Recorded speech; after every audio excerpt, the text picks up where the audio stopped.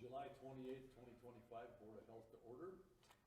May we have the clerk take roll call. Okay, Supervisor Gould, Here. Board Member Adams,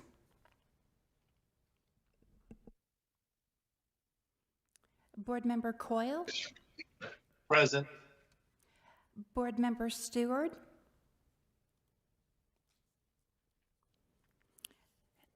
President Litz, Present.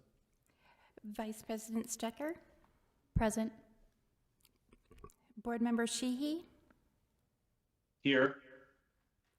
Board Member Thomas, Dr. Nguyen, and is he in the waiting room? Okay, he is online. And then we have Melissa Palmer. Present. And our legal counsel, Jason Mitchell. We have a quorum.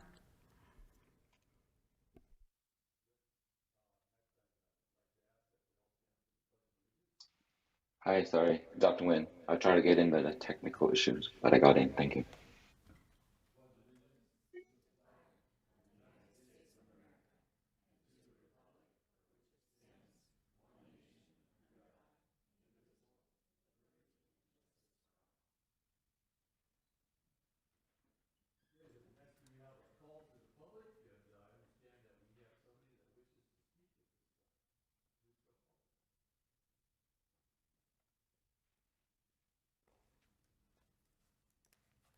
Hi, my name is Lisa McDonald. I'm at least an 11th generation here in America, a veteran, and I live in Golden Valley, Arizona. And I'm also a person that has legally changed their sex. And I'm here to address an issue, and hopefully, we can act as adults with this issue, because I understand some people have a hard time talking about these issues. I'm not here to offend anybody. I'm here to hopefully educate people and get you thinking about these issues in a different way. And I've also put in a complaint with the Arizona Board of Regents over LGBTQ curriculum as being dishonest, not historically factual, and I believe it's professionally unethical, illegal, both civilly and criminally, to be using LGBTQ language on people without our consent. And I believe it crosses a line into criminal human sex trafficking and scarlet lettering. And how does a person become a, quote unquote LGBTQ plus person without scarlet lettering them, without administering an illegal and unconstitutional test of, are you male enough? Are you female enough? Are you heterosexual enough? Are you too icky a sexual sinner? Are you American enough? Or are you Christian enough? And I would hope there's no place for that test in America. Not in the America my Puritan ancestors helped to create. And, Puritans and Congregationalists were accused of scarlet lettering people in the book written by Hawthorne. We're not those type of people. We're not liberals, we're not conservatives. And I would argue if people were acting the way we're acting today, at the time of our founding, we would have never became America. We'd have been too busy fighting with each other to stand up and say, we're going to be this country. We're going to have freedom of religion. We're going to have individual rights. Well, not perfect at that time, laying the groundwork for us as a society and a people to continually making that march forward to be better, more empathetic, and just better Americans. We're different. We're not the rest of the world. We have our Constitution. We have ways we're supposed to be making laws, enforcing laws, and we're not doing that anymore. And Mr. Gould, I believe you were in the State House of Representatives, and I would hope you would agree with me. Who issues birth certificates? States do. States issue birth certificates. States set the method by which birth certificates could be amended or changed. In Arizona, if you look back, I believe it was 66 or 67 was the first time Republicans won control of both houses in Arizona. And guess what? They're the ones that allowed for the change of a birth certificate. It wasn't Democrats, it was Republicans. And so I just hope we can, go forward talking about these types of issues, as adults, seeking out knowledge and education as we're supposed to be, and not seek to oppress anyone. Thank you.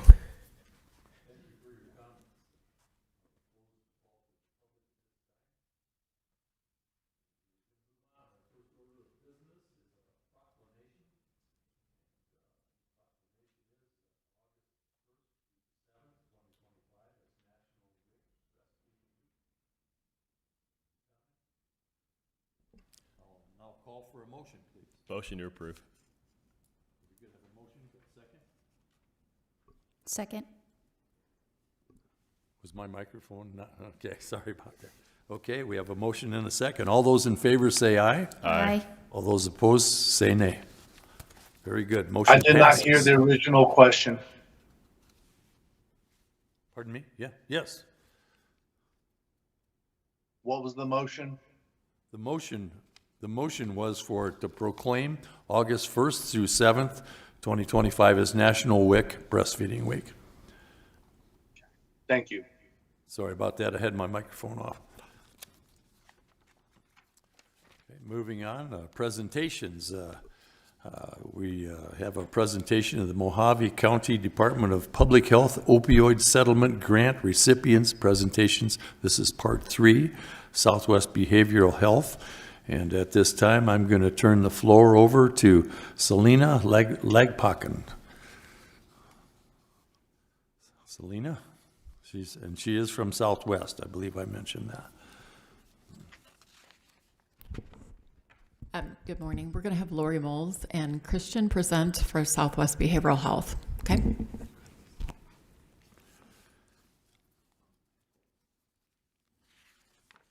Hello, my name is Lori Moles, and I'm the program coordinator with Southwest Behavioral and Health Services. I oversee the opiate replacement service clinic over on Hancock and Bullhead. We distribute, or we prescribe out of that clinic, methadone, Vivitrol, which is a monthly injection, and Suboxone, and also Subutex. So we're an opioid replacement clinic over there on Hancock. I also oversee Marina Point. It's a residential treatment facility. It's a 10-bed facility, and it's located over off of Marina.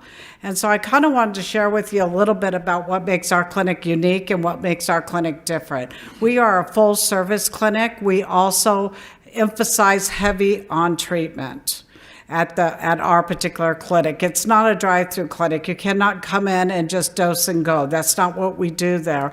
What we're looking to do there is to not only reduce harm to the person that walks into our clinic, but we want to reduce harm overall to our communities. And the only way that we can do that is by addressing the social determinants of health that affect the people that walk into our clinic. And what I've kind of noticed is a little bit generational in our area of Mojave.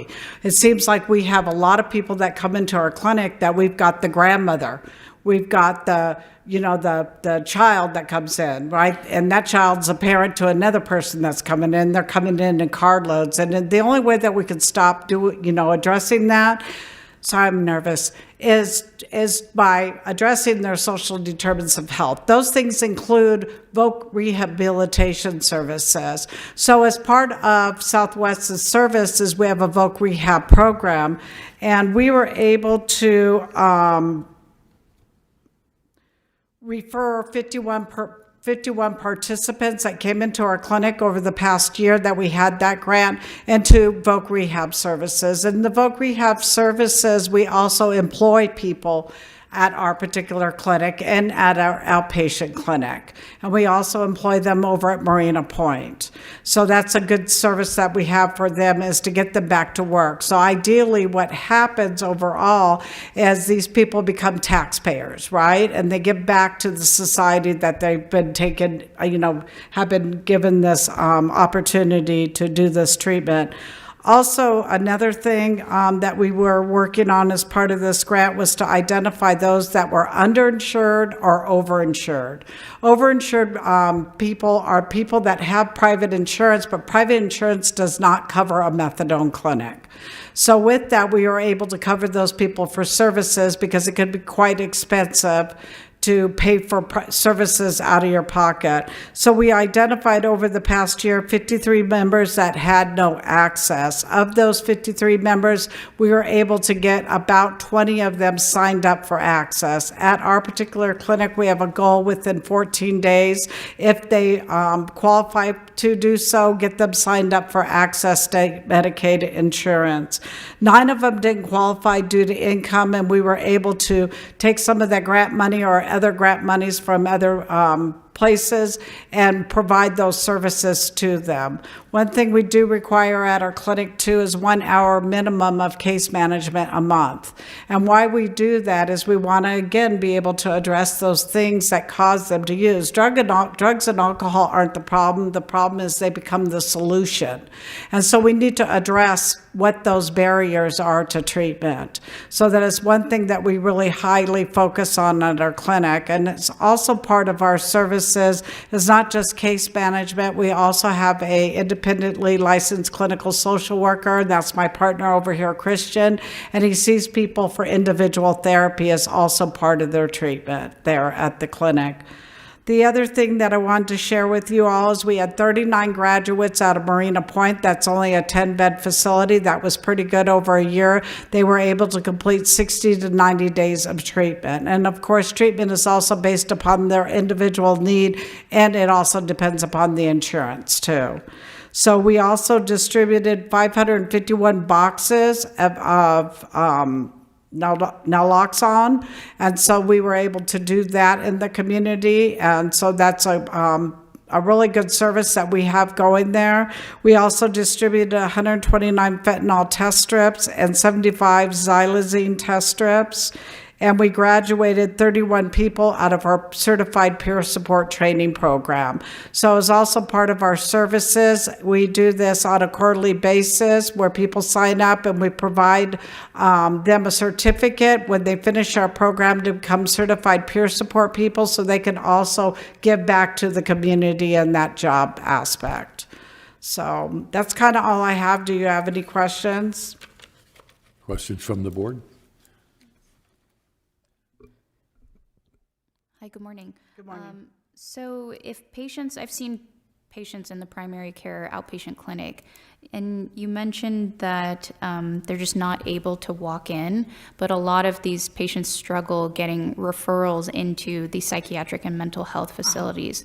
So my question is, do you have recommendations, or where does Southwest provide or recommend if they're not able to walk in? Because I've had several patients, they just say, I can't get into the primary, I can't get in, to get a referral, and where can I go? So Southwest Behavioral and Health Services is one of the biggest mental health suppliers in the state of Arizona. So I do know that they have the clinic up here in Kingman, and they could walk in and do an intake at that clinic, and also our clinic in Bullhead. They could walk in and get an intake over there at that clinic.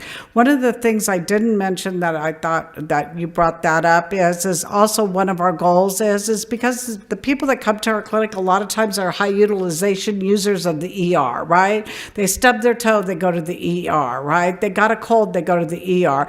Our goal is to get them hooked up with a primary care doctor within 14 days.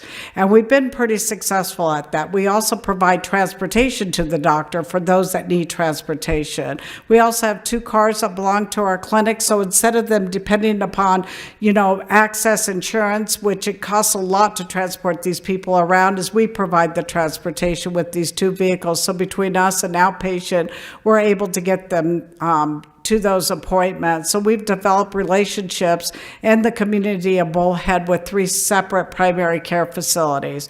And it's not just a goal over there at my particular clinic, which is the methadone clinic, but it's also a goal at Marina Point. So when we get a referral for somebody to do residential treatment, it's also our goal there to get them an appointment with the PCP, before they complete services there. We've been pretty successful about getting them in. Optimum Health has been pretty good working with us and getting people in right away. Tri-State is another one where we can get people in right away into those appointments so they can be seen, you know, because what we want to do is overall is we want to save money, right? We all know there's Medicaid tax cuts coming down the pike, and we're going to have to address those, especially in our low income area here. We're an underserved area, so we've got to look at places that are offering full services, not just a drug and saying good luck, have a nice day, or not just the methadone and don't care whether or not you're testing positive, because that does happen in our community, right? Here's a month's worth of take-homes for methadone, you know, and no issues.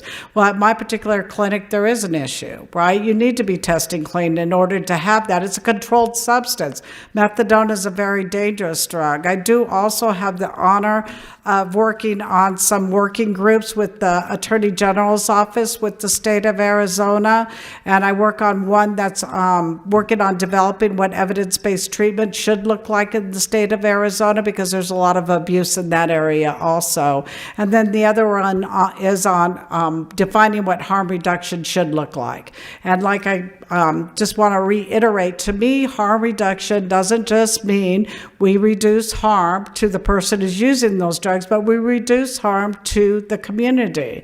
If I'm not addressing their ongoing meth use and they're living in a trap house next door to me, there's an issue, right? They're stealing from the stores, they're shoplifting, crimes are still being committed. So we need to be able to address those. And that's what we do with Southwest, is we want to address the whole person.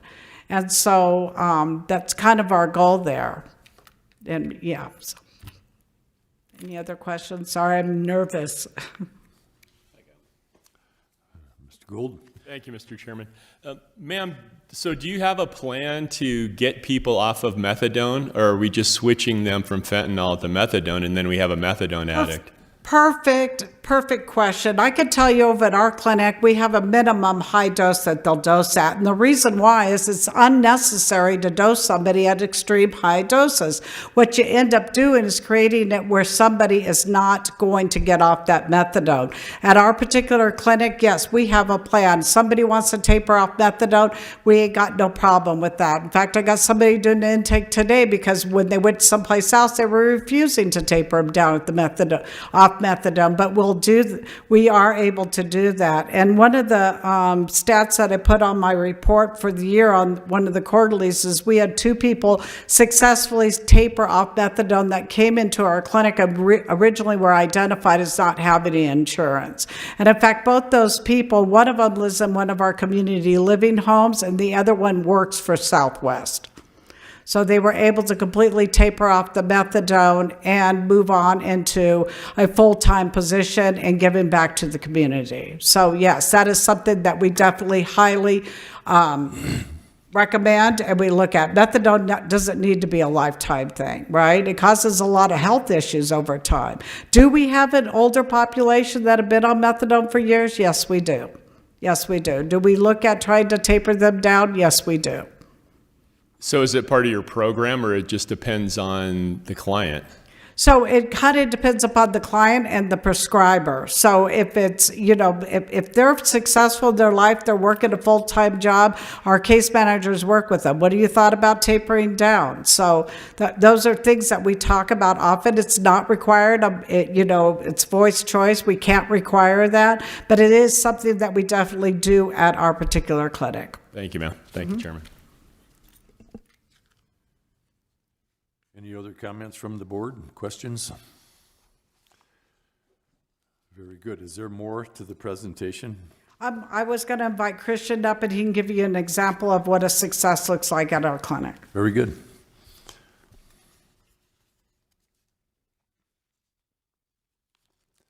Good morning. Good morning. My name is Christian Toman. I'm a licensed clinical social worker at the clinic with Southwest, where Lori's the program coordinator. I've been there a few years. I've been with Southwest for 10 years. That was a great question. I like that. I sometimes find myself telling my clients, hey, look, my job is to put myself out of a job. So if I can do my job good enough, then you won't need to come here anymore. And that's the plan, the way I see it. In working with clients, it's been great to have such an awesome team with so many resources. In part of the intake process is a biopsychosocial assessment where we look at the whole person, not just focused right on drug use. Then after the assessment, we recommend several services and resources. So for example, with a client I currently work with, this person came in pretty roughed up. No vehicle. This client is responsible for another family member. This client didn't want to be on the fentanyl anymore, but the client didn't feel meth was their problem. The client would say, you know, I have this much meth, and once that's gone, then I'll be done. But that wasn't the case. So since we have a licensed independent addiction counselor, and me as a therapist and other staff, we have staff with bachelor's degrees in the field. We have staff working on master's degrees right now. We're able to pool our resources individually and also in team meetings where we work together to help the whole client.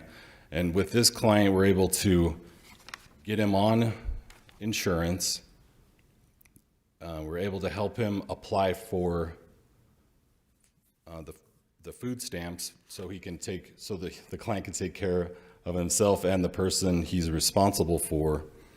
We also helped with transportation because there's places people need to go, and with the brutal heat and things, it can become a barrier. We want to find out what those barriers are, look around at all the resources we have, and use the tools and resources we have to remove those barriers so the client can go forward to accomplishing their healthy goals. So this client did that. This client also is responsible for another family member. So as we helped this client was in turn able to help family with their health needs, with their nutrition needs, with their developmental needs. We got this client connected with a primary care physician, which in turn now the person this client's responsible for has a doctor as well. So we promote getting in front of doctors ahead of time, doing at least 2 checkups per year so you can find out what's going on to prevent those emergency incidents. Him and I are working towards him getting off methadone starting at the end of summer. That's his plan. He wants some certain things to be in place. He's amended relationships with family. He's considering where he wants to work, working on his resume, and it's just exciting. It's a really cool job to have when you're able to help another human being like yourself accomplish their healthy goals. Leave the old life behind. You've checked it out. That's not where it's at. Where would you like to go? Where would you like to be? Let's go. It's pretty exciting. I'm grateful to work where I do and be a part of the process. It's an excellent program, I think. Very good. Comments or questions from the board? Very good. Okay, thank you for that presentation. Thank you for the Appreciate your opportunity. comments and education. Our next order of business is item 1, and we are to review and approve the minutes of the October 28th, 2024, and the April 28th, 2025 Board of Health meetings. Does the board have questions or comments at this time? I do have some comments. I just noticed from some of the minutes from the October meeting was that there were just none of the comments that I had mentioned from that meeting about the concerns involving the critical care or lack of services that may be pertinent. And I'm not sure which item number. Was that for the powerhouse or power plant? Yes, ma'am. Okay. If you'd like, I can make those a little more detailed for you if you'd like, and we can have that back on the agenda at the next meeting. Please. Okay, we can do that. Thank you. So then, am I to take it that we're removing the first one from the agenda and it will be brought back? Correct. Okay, very good. So then the matter at hand is the April, no, is it the April 28th that It we would just be, talked about? uh, Okay. October 28th, so I was referring to the October 28th, 2024 meeting. Okay, so then the minutes in question are the April 28th, 2025. Any more comments from the board? Very good. Then I will now call for a motion to approve the April 28th, 2025 minutes. All those in favor say aye. Aye. All those opposed say nay. Gotta get your motion. Oh, I'm sorry. There's no motion. You called for a motion, but you never. Oh, sorry, yes. Okay. Looking for a motion here, folks. So moved. Very good. How about Need a second? second. Second the motion. Second. Second, okay. The motion passes. So we will move on and look for the other minutes next time. Got to call for around. the vote. Okay, so all those in favor say aye. Aye. Aye. All those in favor, opposed say nay. Thanks for the help, Ron. No problem. Item number 2 is to review and accept a routine summary of select reportable diseases in Mojave County, April 1st, 2025 through June 30, 2025. We have a staff report by Anna Scherzer. Does the board have any questions or comments at this time? Very good. I'll ask that again after the presentation. Anna?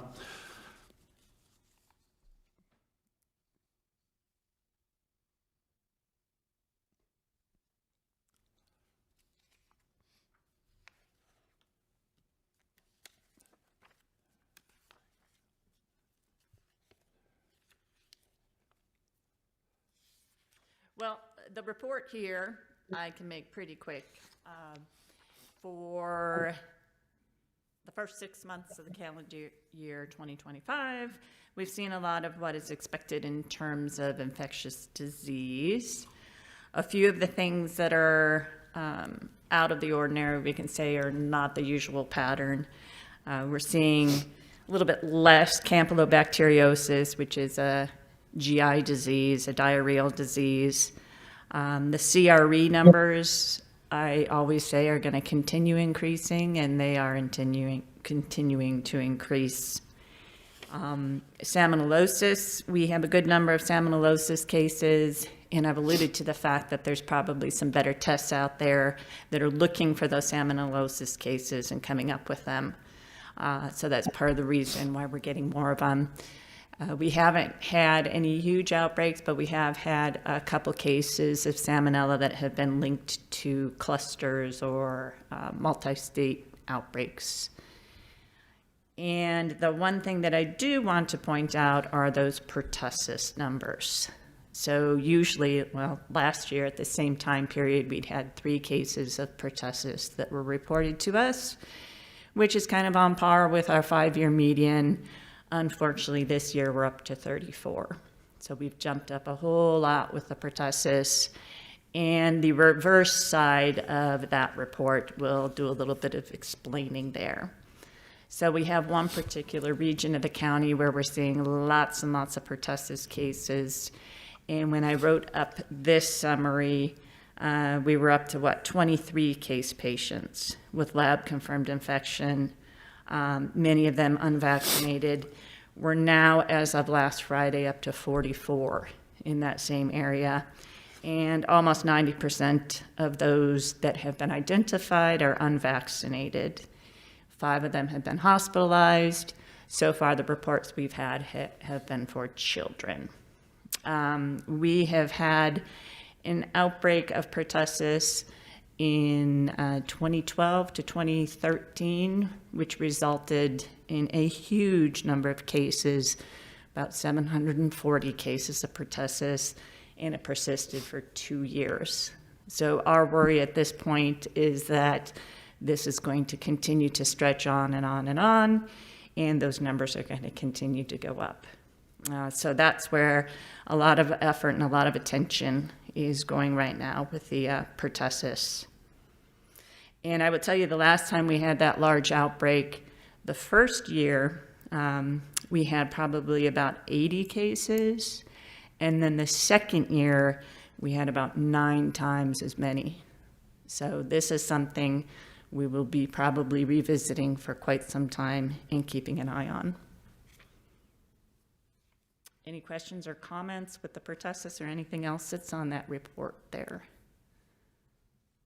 Yeah, so where's this region that you're saying is more concentrated? It's the Arizona Strip region. Thank you. Yes. Any other question? We've had a few cases in Bullhead City area.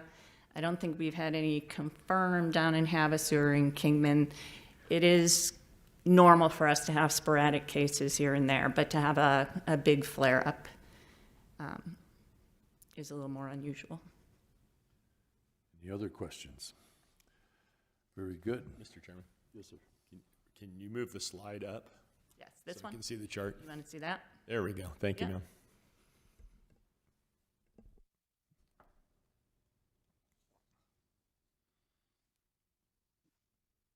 Ma'am, Yes. this is not related to the pertussis. However, I see that influenza has doubled from last year. Yeah. Is there any explanation for that? We had a whole lot of influenza this year. A whole lot of influenza during the respiratory season, which starts in October, and then I would say for us probably ended around beginning or mid-March. For us, that's when the numbers started to drop. So a lot of those cases are from the respiratory season. So earlier in the year, January, February, maybe a little bit of March. And this year was really highlighted by influenza as opposed to COVID. There were far higher numbers of influenza and also RSV at one point. So is there an explanation for it? No, not really. It's just the way that those diseases over respiratory viruses played out this year. Thank you. You're welcome. Any other comments or questions? Very good. Then I will, I'll now call for a motion to accept the report on communicable diseases. Looking for a motion. Second. First. Okay, well, all those in favor say aye. Aye. All those opposed say nay. Motion passes. Now we come to item 3, which is a presentation of the Mojave County Department of Public Health and Suicide Mortality. The report annual review by Jessica Willard, Community Health Education Specialist in Behavioral Health and Epidemiology. Jessica?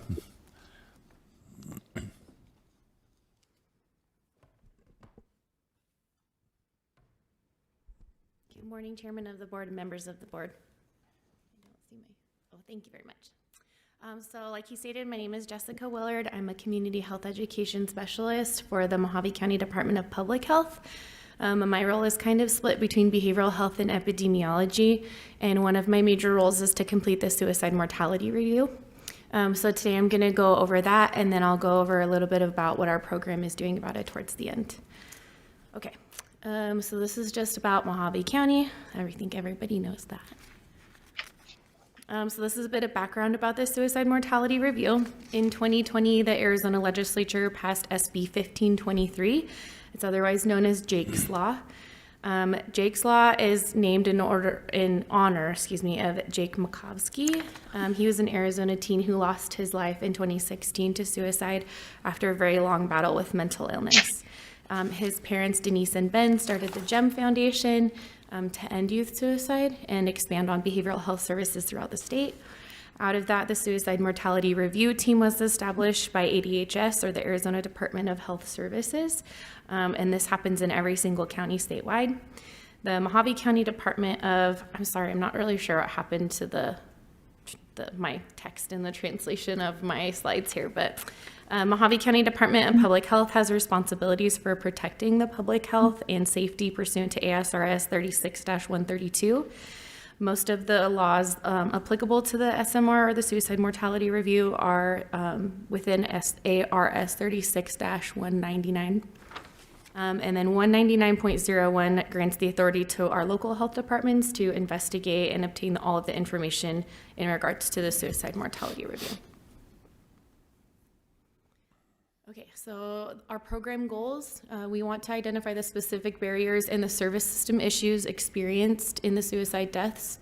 We want to identify significant risk factors and trends in suicides, potential protective factors that may decrease suicide risk, which we'll go over those protective factors and things we choose from here in a little bit as well. We want to improve the delivery of services to individuals, families, and the community. And then we want to analyze the oh my gosh, I'm so sorry. We want to analyze state laws and local laws, trainings and services and things related to see if there are things that would help prevent the suicides. And then we want to inform local and state suicide prevention strategies and educate the public regarding indecencies and causes of suicide, as well as their role in preventing suicide.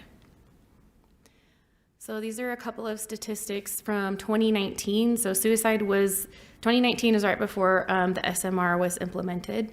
So 2019 suicide was the 8th leading cause of death in Arizona. It was the result of more than 1,400 deaths in total. And the rate was 18.9 per 100,000 persons statewide. It was 36% above the national rate of 13.9 of 100,000. In 2022, suicide dropped down to the 9th leading cause of death in Arizona, and it resulted in approximately 1,603 deaths. The rate increased to 20.6 of 100,000 persons, and it is 45.1% above the national rate, which also increased to 14.2 per 100,000 persons. So this 2022 is the most recent information available through the CDC. 2022 was also the highest year for suicide deaths on record for the United States of America since 1932. And the following presentation is based on 2023 suicide deaths in Mojave County. Okay, so this is a couple of the places that we seek information from when we're doing our case investigations. This is not a comprehensive list because depending on the individual, certain services they received or certain life factors, I may seek information from other places. But the birth and the death certificates are the most important, especially the death certificates, because that's how ADHS determines who the list in which they send us to review deaths. Medical examiner reports are also very important because they typically include case investigations. Fire department and emergency medical service reports, social service records, if we're able to obtain them. DCS records have been historically very difficult to obtain. Arizona Healthcare Cost System or ACCESS records. ACCESS, patients who are on ACCESS, if they sought mental health services, it allows us to see which providers they had received services from, so that way we can request records from those specific providers to get a better picture of their life. Hospital, nursing, and medical records. So I always request records from the area hospital in which that individual lived, but then if there's evidence that they resided for a significant amount of time in another area, we'll request from there as well. Mental health records, which are typically the most important, so if they sought mental health services, especially in a short time before death. Controlled substance prescription monitoring program, so this will just tell us if the person was on any controlled substances. The law enforcement reports are also something that's very important because the first responders that are there and they do the case investigations, the next of kin interviews, and those types of things. Incarceration records, because those give us a picture of whether or not somebody was in crisis shortly before death or leading up to their death or for a significant time throughout their life. Same thing with probation and parole records, and then school attendance and behavioral records if they are like of college age. So this is just a little bit more about the processes and procedures. Again, I apologize, I'm not sure what happened with the text, but this was much easier to read when I created it. So cases, like I said, are assigned to counties based upon the decedent's physical address, not their location of death. The only exception is if somebody passes away in Mojave County and they are not a resident of the state of Arizona. So for example, I had an individual who was a resident of Texas that passed away in Lake Havasu, so they end up on our reports. All information and records remain completely confidential, so they stay with me and with me only. They're destroyed at the end of every year, and then they are accessible only to our group who have signed confidentiality agreements. But even then, unless somebody in the group has a specific reason for requesting specific records, they don't need, not even everybody has access to everything. So they are not subject to subpoena, discovery, or introduction into evidence for any civil or criminal proceeding, so they are exempt from that process. And we only use them to carry out our statutory duties, so they're not used in any other programs or to inform any other information. So for our meetings, we review the information on the individual who died by suicide, and these meetings are not subject to the open meeting laws, so you have to be invited to these meetings. You have to have a relevant reason for wanting to attend, and then they do have to sign the confidentiality agreements. And then anybody who has access to the information, they do sign those confidentiality agreements annually, and they are kept on file and available per request.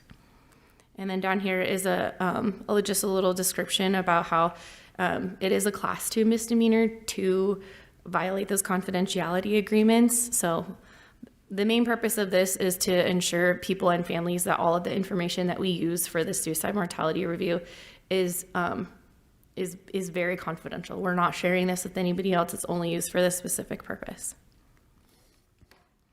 So this is a couple of the things that we do not review for the suicide mortality review. So persons younger than 18 years of age, these are actually a part of the child fatality review, who our lovely Anna performs. And then women that were pregnant at the time of death or 12 months prior to death. And these are reviewed on the state level by ADHS. That's a completely different review. And then as well as undetermined or accidental. So on that death certificate, if the cause of death is not listed as suicide, if it's listed as undetermined or accidental, we do not review that on the suicide mortality review. So this is just a little bit about the review process. This is kind of a picture of our meetings.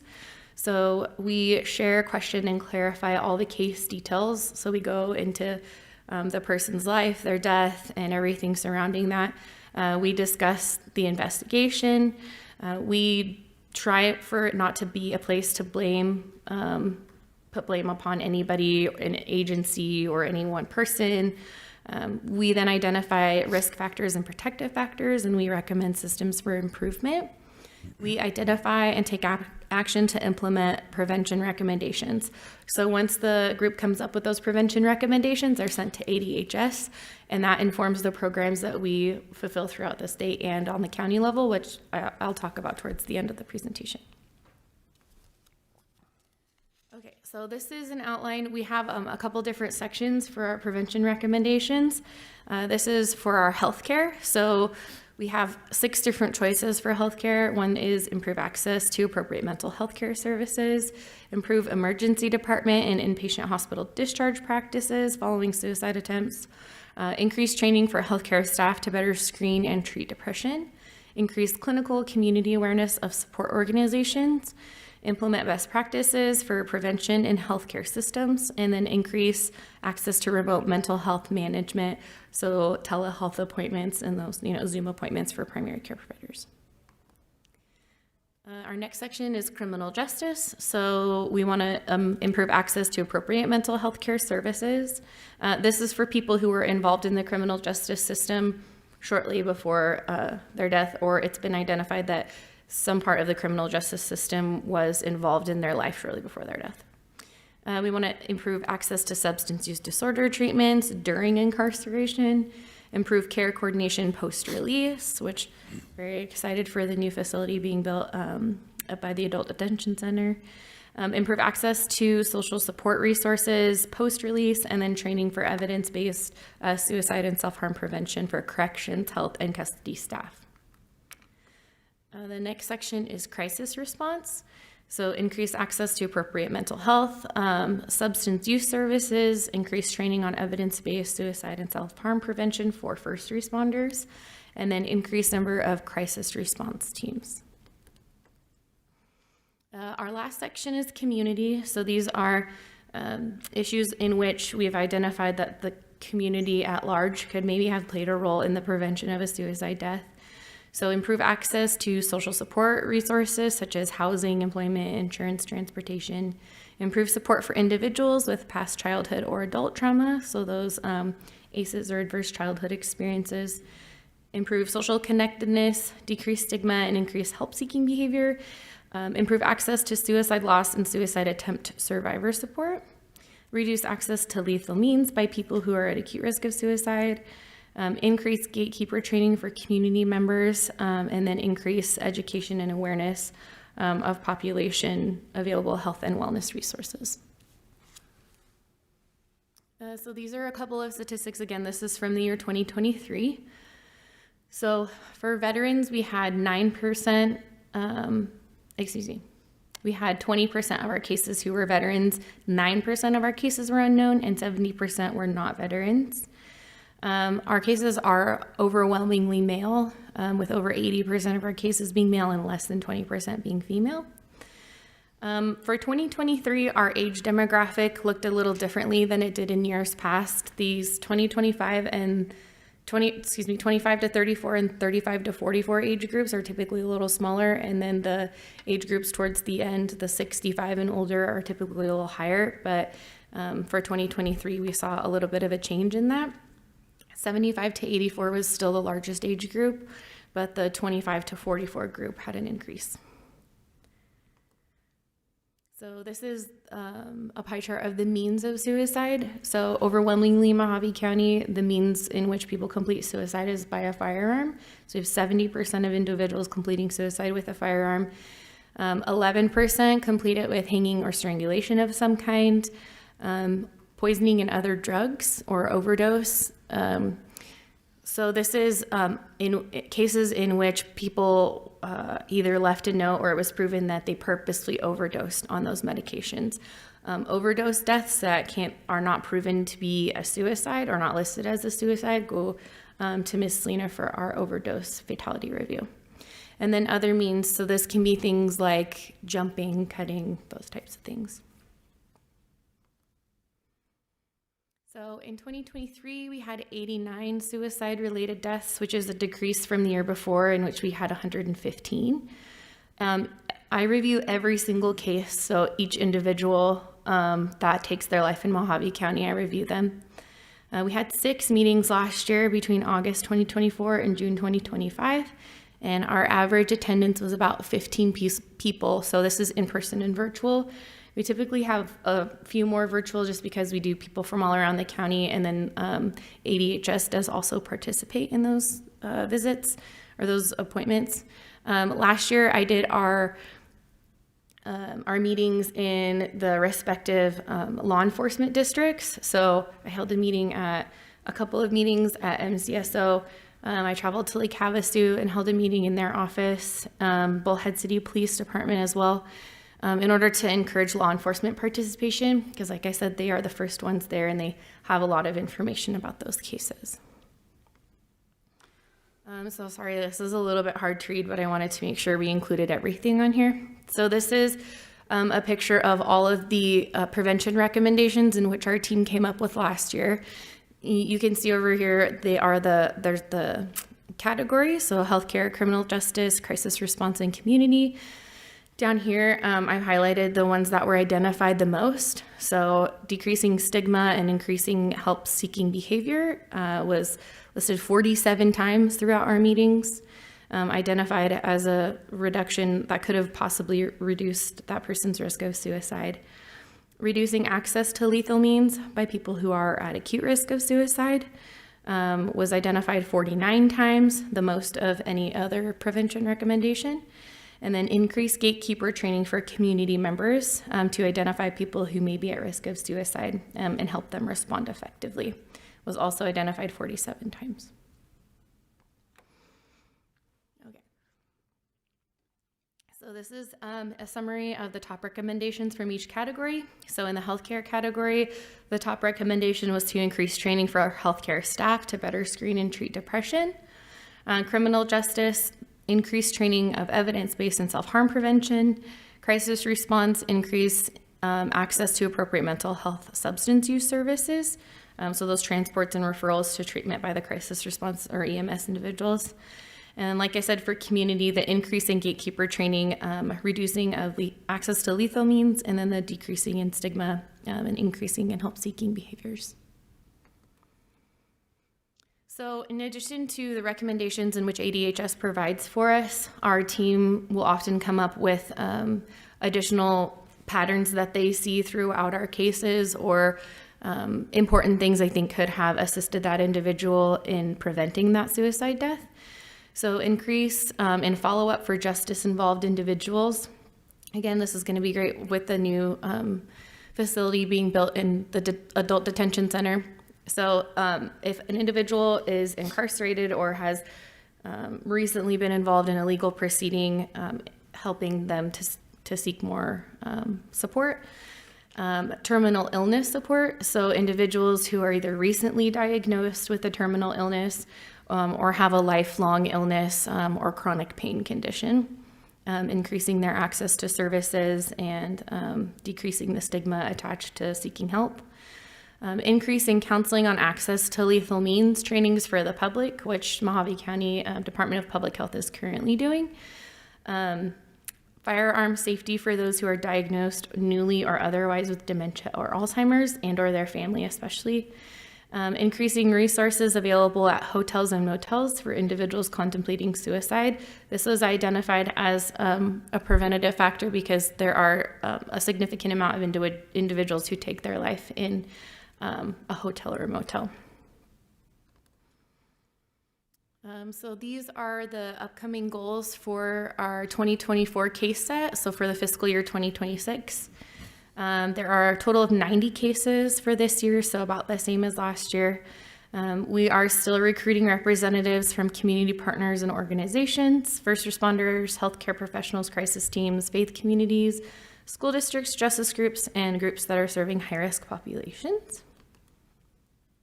And then this is just my information.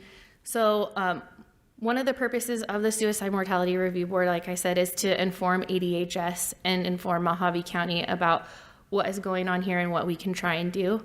So our behavioral health program, since access to lethal means and increasing in gatekeeper training has been identified so many times, we've started offering what is called QPR. So it's question, persuade, refer. And it is a training that's available free for the public. It's only an hour long. And we provide this to anybody who would like to do it. It is specifically for individuals and how to counsel someone who's in a crisis. In addition to that, we're also providing what's called CALM, so counseling on access to lethal means. This is also provided to the public free of charge. It's also about an hour. And we help individuals in the general population have those discussions, those really, really hard discussions sometimes, with individuals who are in a crisis and how to reduce their access to those lethal means. In addition to the regular kind of programs and things that we're already doing. Additionally, we wrote a grant last year and were awarded some funding for what's called our firearm hygiene campaign. So this is again promoting the safe storage of those lethal means that are sometimes used to complete a suicide. I actually got to attend our first gun show last weekend, which was very interesting. And the focus of our behavioral health program currently is to be able to go into those spaces where normally public health isn't typically considered welcome, because we want to access those people and provide them any kind of help that we possibly can in order to reduce the risk of suicide in our community. Does anyone have any questions? Yes, ma'am. Yeah, so the training, again, you said it's about 1 hour and it is free, and then, but where is it completed? Is it online or with the public health department? We can do either. So anybody that would like to, so it's provided by my supervisor, Carrie Pastella, and I. We can provide the training virtually and or on site for individuals, or they can come here. We're doing one for, last week we went to the Bullhead Senior Center and we did a training for them. This coming Friday, we're going out to the GO prison. We're doing a training for the inmates. And then in October, we're doing one for adult detention, and they're coming up here to our facility here at the county. But the training is provided anywhere. That's whatever the organizer prefers. Okay. Thank you, Mr. Chairman. Do you have a slide or any data on the age of the deceased and the method that they used to end their life? Oh, as in like, do individuals of a certain age typically use a certain Correct. means? I don't have a slide on that in particular, but a part of our QPR trainings goes over that a little bit. So men over the age of 55 tend to use firearms, and just individuals in general, men and women, in their later years of life tend to use more lethal means. I don't have specific data on it, but I can absolutely provide that for you if you'd like. Thank you. I was curious how many people had received a diagnosis of a illness. Oh, like a mental Is why illness? the numbers go up with age. Oh, okay. So we do track the. It's a little bit complicated. Sure. So if we have mental health records or medical records, we can keep track of that. If there is evidence from the family that provides us that the individual was diagnosed with Alzheimer's, diagnosed with bipolar or schizophrenia, whatever, we can also track that. The only complication, or I guess issue, arises when there might be evidence of that, or like anecdotal evidence from the family or law enforcement reports or something of that nature. But there was no actual diagnosis. So if it's not listed in the medical examiner report or in a physician's note, we can't list it as being a diagnosis on the reports to ADHS. Sure. And the disarming of Alzheimer's patients is probably something that the family needs to deal with. I know my father had Alzheimer's. He was also a gunsmith and a competitive shooter. My brother had to disarm him several times. And my sister asked me, how many guns does Dad have? And I said, I do not know. Yes. He had quite a few, and he continued to come up until he ended up in the memory care center. He continued to come up with guns.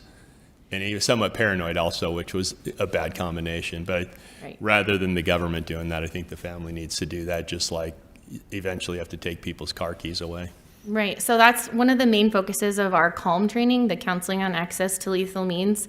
So especially for those individuals in crisis, whether or not it be a suicide risk crisis or a mental health crisis, that training is meant to be provided for family members and individuals to, I don't want to say like talk people out of it, but to counsel them on how to remain safe and to keep their family members safe as well. And does it give them any training on how to handle the situation when the time comes to take away the car keys and the guns? It does. It essentially is kind of like a step thing. So of course the best case scenario is to be able to remove all of those things from the home. And then it kind of works with each individual. So they say, okay, well, if we can't remove them from the home, what are other steps that we can take to make them safer? And that's why I think it's so important to be able to offer that to our community, because it's a lot of trainings that are out there already for people on access to lethal means is like, yeah, you can just take them away, like put them somewhere else. But in a lot of cases, individuals are not willing to do that. They say, well, I need to have it for safety or protection, or there's like a whole laundry list of reasons why they want to keep their firearms or their medications or whatever it may be close to them. And so the CALM training counsels individuals on, okay, well, if we can't remove them from the premises, remove them from the home, what other steps can we take? With that individual being as involved in the process as possible, because that's, I think, where a lot of the issue comes in, is people have this idea that like, oh, they're going to take all my stuff away or somebody else is in control. So involving that individual as much as we possibly can in those decisions, so that way they can encourage themselves and their families to be safe. Thank you. Thank you, Chairman. Any other questions or comments from the board? Very good. Okay, so This was, there's no action needed as this was information only. And so thank you for that presentation. Thank you. Item number 4 is a presentation of the Mojave County Department of Public Health State Opioid Response Overdose Annual Review by Selena Lapakin. Is that you this time now? Okay, very good. Sorry about stumbling on your name. I even practiced it at home a couple of times. Community Health Education Specialist Senior on Overdose Data to Action. Selena? Good morning, thank you. Selena Lagbakan, and I am the not only the program coordinator for Overdose Data to Action program, but I'm also the coordinator for the Overdose Fatality Review. And I'm going to go through our findings for the 2023 review process or review year.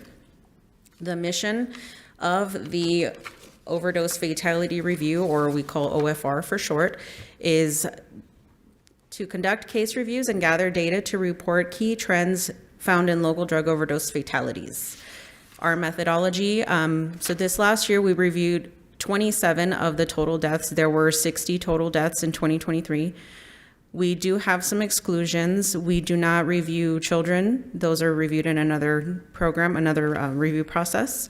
Death by suicide, as you just heard from Jessica, she reviews those. And mothers who have given birth within the last year, within the last 12 months. So our process is we request records from law enforcement, EMS, medical facilities, behavioral health providers, and medical examiner's office. We review the records, create a case narrative. So I do that process. All of the records that have any identifying information are only seen by myself. And then I take out any identifying information once I review it with our team.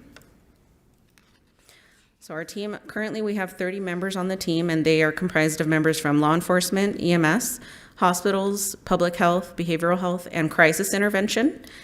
At the moment, we have representatives from Kingman, Bullhead City, Lake Havasu City, and Peach Springs. Some of the findings on the 2023 report. So the sex assigned at birth primarily was male, 82% were male. In most of the cases, the person around to intervene, there might have been somebody home, but they were either asleep or in another room, so the person was considered alone if that was the case. And in 52% of cases, the person was found to be beyond resuscitative measures. In 26% of cases, naloxone was used. The drugs contributing to death, in 78% of cases, it was considered polysubstance, which means there were 2 or more substances found on the toxicology report. In 22% of cases, there was 1 single substance. In 41% of cases, there was an opioid and a stimulant, most commonly fentanyl and methamphetamine. And in 11% of cases, it was an opioid and a sedative. For 2023, we found 70% of cases were involved with methamphetamine, which is higher as compared to 2022. In 2022, fentanyl was the leading cause, and in this case, methamphetamine. But fentanyl, of course, is closely behind at 67%. And then other contributing factors and commonalities. Many of the decedents were found to have a condition, a mental health condition. 44% depression, as well as 44% anxiety. Some others were post-traumatic stress disorder, personality disorder, bipolar disorder, ADHD, schizophrenia, obsessive compulsive disorder, oppositional defiant disorder, and adjustment disorder. Some of these could also be much higher because we were not able to get mental health records on all of the decedents. And other contributing factors, there were presence of chronic health conditions, including chronic pain and hypertension, were found in 30% of the decedents. 19% were found to have a respiratory condition. 15 were found to have a cardiac condition. 15% were found to have hepatitis C. 15% were found to have physical or motor condition, most commonly seizure disorder, and 11% were found to have diabetes. Other contributing factors, 37% had a history of suicidal ideation or suicide attempts. 60% had a mental health condition. 78% had a chronic health condition. 33% had a non-fatal overdose in the past. 30% had a recent incarceration release, which means they were released from jail or prison within the last year. And 41% had any history of incarceration at any point in their lifetime. 37% were homeless or had inadequate housing at the time of death. ACEs are adverse childhood experiences. We were not able to find ACE information on many of the decedents, but for the ones that we did find, 50% were found to have experienced physical abuse, emotional abuse, substance use within the household, and parental separation or divorce. So our recommendations, the first three come from our healthcare category, and that is enhanced capacity and coverage of mental health services, enhanced capacity and coverage of substance use disorder treatment, increased patient-specific education of overdose risk associated with age, comorbid conditions, prescription medications, and other use of substances. And our last two come from the community and public health category, and that's increased education and awareness of overdose prevention and harm reduction strategies, such as naloxone, fentanyl test strips, and testing, HIV and Hep C testing, and improve support for families who have a loved one with a substance use disorder in terms of community events, connection to social supports, or written materials. And our program currently, we are primarily an education program, so we do naloxone education. We also distribute naloxone and fentanyl test strips. We distribute not only to the community, the public, but we also distribute to our community partners so that they can distribute. Some of them include Southwest Behavioral, Arizona Youth Partnership, and MSTEP. And are there any questions? Mr. Gould? Thank you, Mr. Chairman. Ma'am, you had a slide that showed the various drugs that the people overdosed on. Can you go back to that slide? Yes.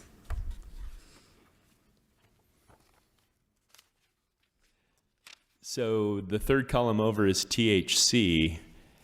Was that in combination with something else, or was that the sole?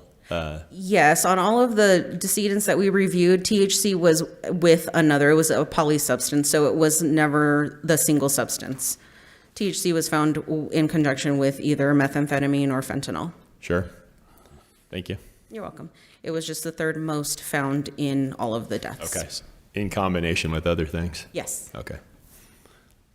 I'm not trying to diminish the problem. I didn't know that you could, I didn't think you could actually overdose on that by itself. Right. We haven't seen any overdoses on THC alone, but it is commonly found with all of the other drugs on the toxicology report. And I read an article about Colorado. Since Colorado led the nation in the legalization of weed, they see the problems first. And you're having youth with psychotic episodes from use of dabs, yes, concentrated stuff and whatnot. Yes.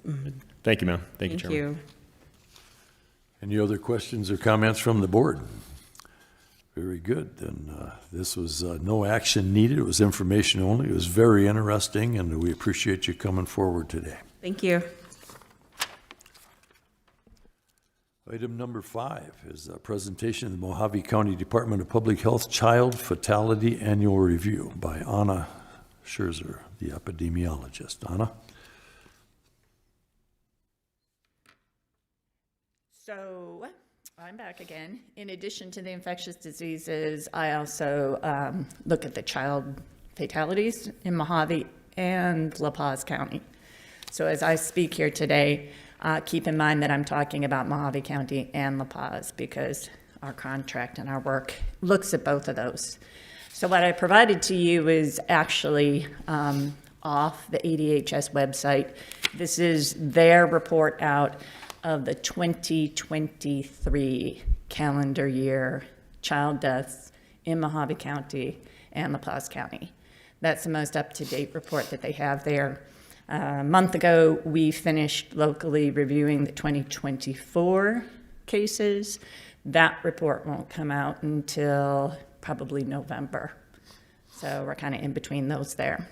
And the first thing, of course, is that the child fatality review has been here much longer than the opioid mortality review and the suicide mortality review. Those programs were actually built off a child fatality review. Child fatality review started in Arizona, I think, sometime around 1994, and started reviewing the 1993 child deaths. So it's older than I am with the county here. So it's been here a little bit longer. And I will say right off the bat, you know, they already mentioned that other groups review the child suicides and the child overdoses. And yes, we have child suicides and we have child overdoses, to include opioid overdoses, and meth intoxication is another one that comes along a lot. So in the report from state for 2023, there were a total of 29 child deaths for La Paz and Mojave County. If you're curious, Mojave County had 23 of those deaths, and La Paz County had 6 of them. So yes, it's normal to say that La Paz County has fewer deaths than we do up this way. What you see in terms of race, ethnicity, I don't think is too surprising given the makeup of our county. The preventability is something that we look at because, of course, with these mortality reviews, we're trying to come up with prevention measures or things that we can do to prevent some of these deaths. The manner of death that comes off of the death certificate in 2023, about 24% were natural causes, 66 were accidental injuries, and then the homicides, the suicides, and the undetermined, those counts were too low to actually report out numbers for them. So it could be anywhere from 0 up to, probably 10% there. Do the math there. That comes off of the death certificate, the manner of death.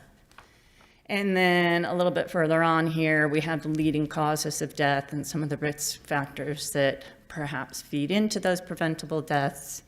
And the leading causes of death in 2023 that they reported out here for us were motor vehicle accidents, fire, burn, electrocution, strangulation, drowning, prematurity. So that's what comes up on the state report, which is all fine and dandy. We can get to that. They put this out specifically for Mojave and La Paz counties, but they also put together a state report.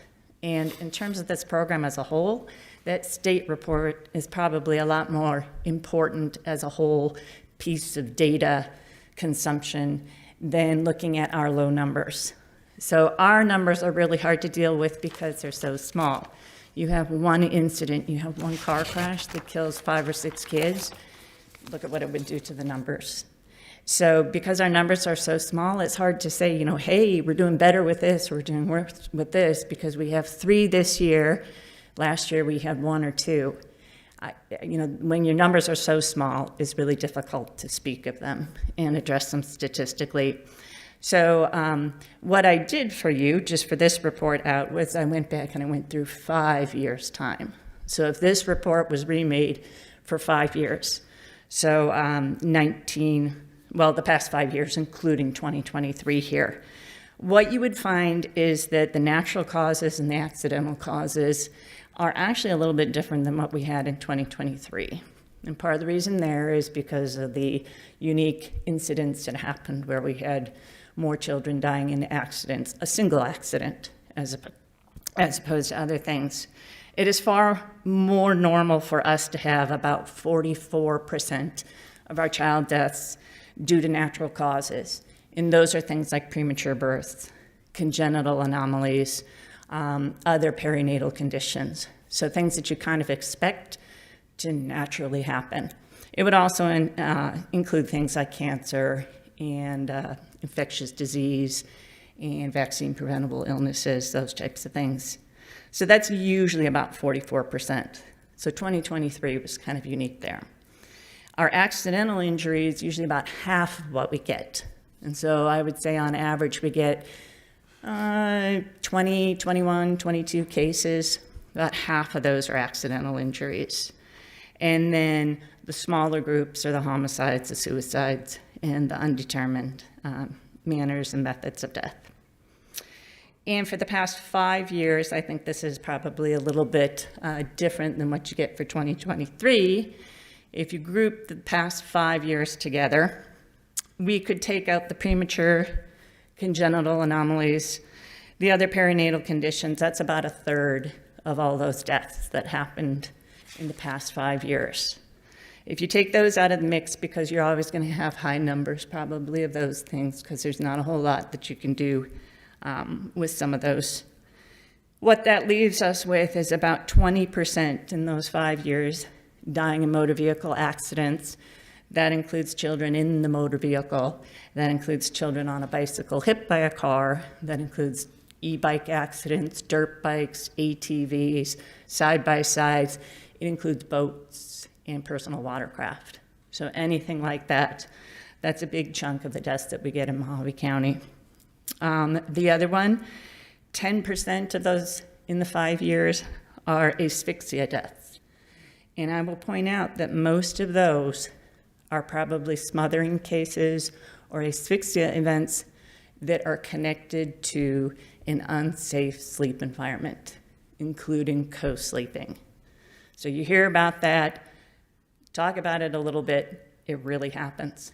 And it happens fairly, I don't want to say frequently, but it happens a lot. And then drowning is up there, about 8% in those 5 years we have drowning deaths. And then fire, burn, electrocution was also up there in those 5 years. Some of the prevention methods or some of the things that have come up, again, most of this is looking at things from a statewide perspective, grouping all that data together, and then also our state data feeds into a national picture, so national level information.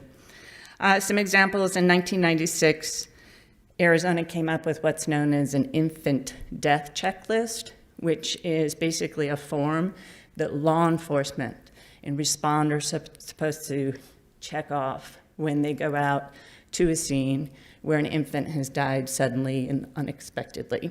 So not necessarily at a motor vehicle accident or if the child's on hospice, but if they show up and nobody knows quite what's happened, there's a checklist. And that's trying to gain some better information about these ideas of, sleep-related illness or sleep-related deaths and those types of things.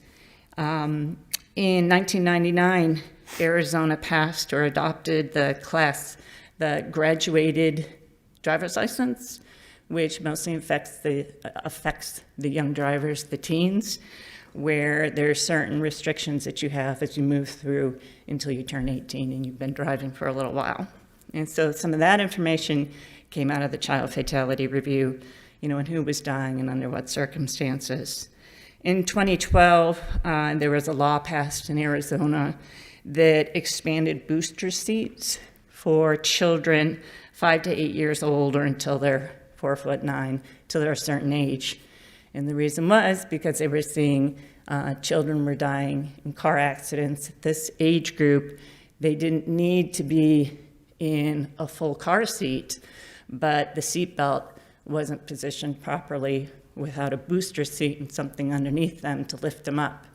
And so there was a law passed for booster seats for that age group as well. And some of that information and data came out of the Child Fatality Review. And then in 2015, there was a big safe sleep initiative in Arizona. And of course, times have changed and things have changed. But back then, it involved a lot of radio PSA announcements, some on TV and local cable stations, billboards, education, trying to get a lot of outreach out there to folks about safe sleep for infants. So that's just a little idea there of what we've seen so far. Any questions? Curiosities? Ms. Strecker. Yeah, so I just had a question. Is suicide excluded as a primary cause of death now, according to the Arizona statistics? No, It's not, okay. no, it's just the numbers. Are you asking why there's just a big old asterisk there? Yes, yeah. It's because our numbers of children who die by suicide are too small for us to say anything. Okay. I can tell you that I have reviewed all the deaths in Mojave County since, including 2011. So since 2011, and there was 1 year that we had 4. Okay. Yeah. And is there anything that maybe we noticed between Mojave versus Maricopa, which I would assume has the greatest numbers, but is there anything that's statistically disproportionate or any patterns that we know that's more prevalent in Mojave versus Maricopa? Yeah, so we're always looking for that. Of course, our drowning deaths and Maricopa County and other places in Arizona have plenty of drowning deaths as well. But of course, some of ours are in open water. There was a long period of time when I got actually very few child deaths out of the open waters in Mojave. That case would go back to Phoenix. Okay. But if a child from Vegas dies along the interstate, we would review that. Okay. So that is important because keep in mind those children of ours who are airlifted up to Vegas, those reviews go up there. They're not ours.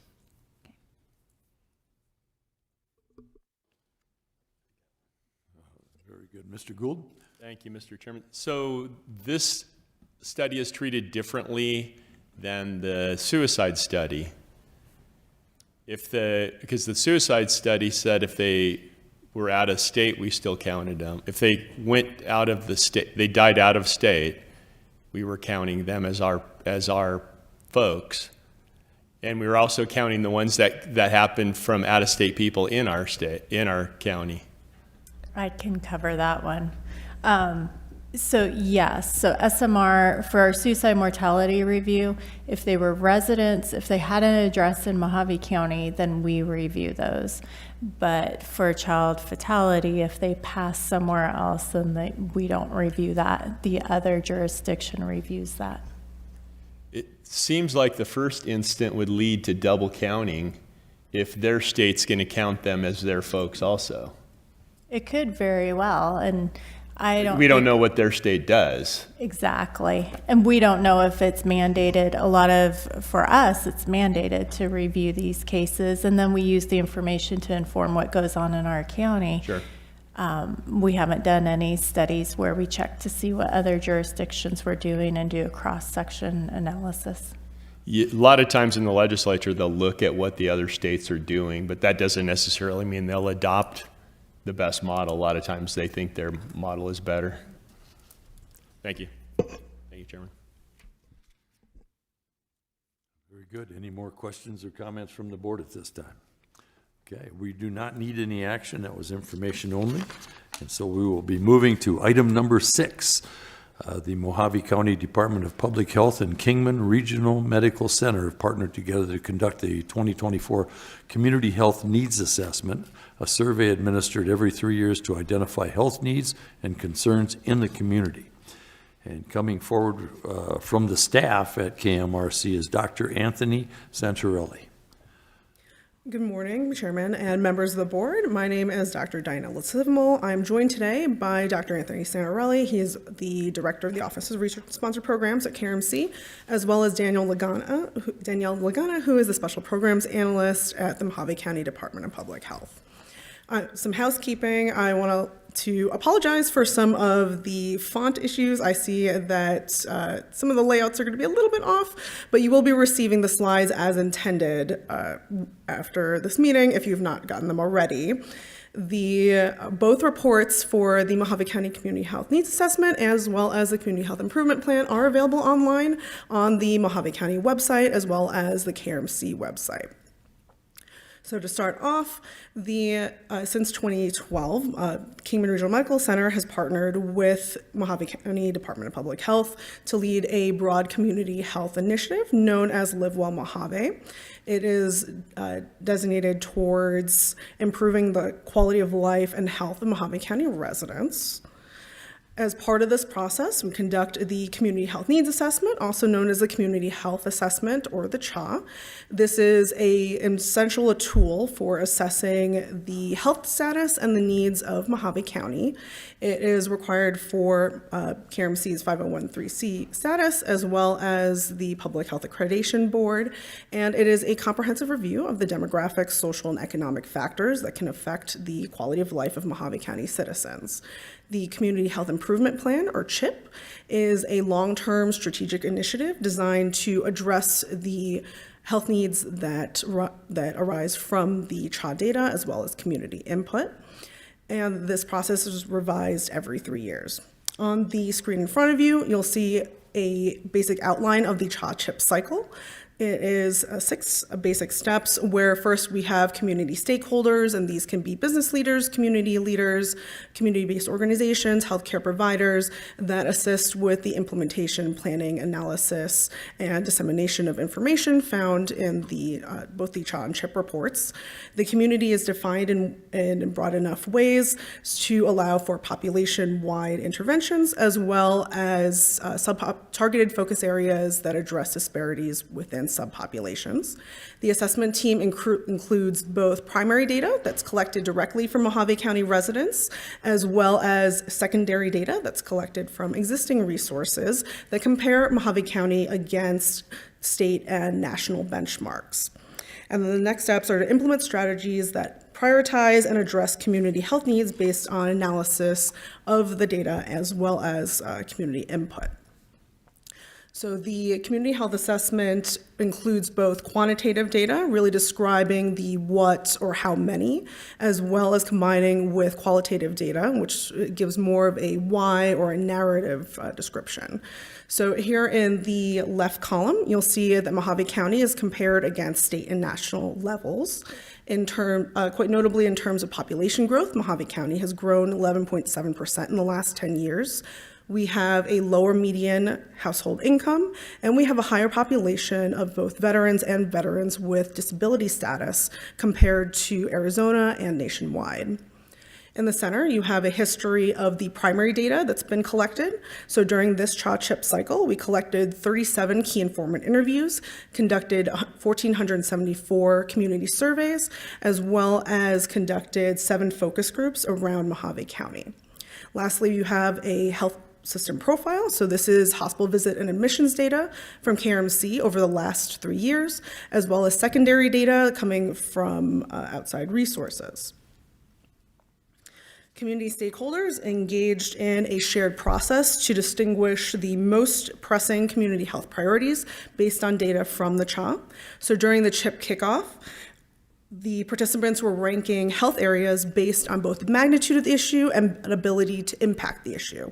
So in terms of magnitude of the issue, they were asked to consider how many people are affected, is the need affecting quality of life, is the need changing over time, and are these health issues affecting different communities in different ways. In terms of ability to impact, residents were asked if there were definable and measurable goals that could be taken to address the health need, if those goals could be addressed in a reasonable amount of time. Are there experts or are there resources that are available to address these health needs, and what are the existing interventions? Community members were then reengaged through follow-up groups to make sure that the selected priority needs aligned with community sentiment, and needs did change based on community resources, community capacity to act on the issue, existing interventions, and any concerns over certain community members that are not doing well. So here on the screen, you have the priority areas for Bullhead City, Colorado City, Kingman, Lake Havasu, Topeka Golden Shores, White Hills, and Dolan Springs. This still leaves us with a very long list of health needs. And as the community members have continued to meet and ideas have been fleshed out, we've seen an overlap in ideas and strategies and resources and people that are able to work on these community issues. So as a result, several individual city CHIP groups have been consolidated to allow community members, community leaders to really allocate their resources more effectively and efficiently. So the overarching priorities for 2025 to 2028 are access to care, education, and youth activities and support. And to talk a little bit more about the data behind these priorities, I'm going to hand it off to Dr. Santarelli.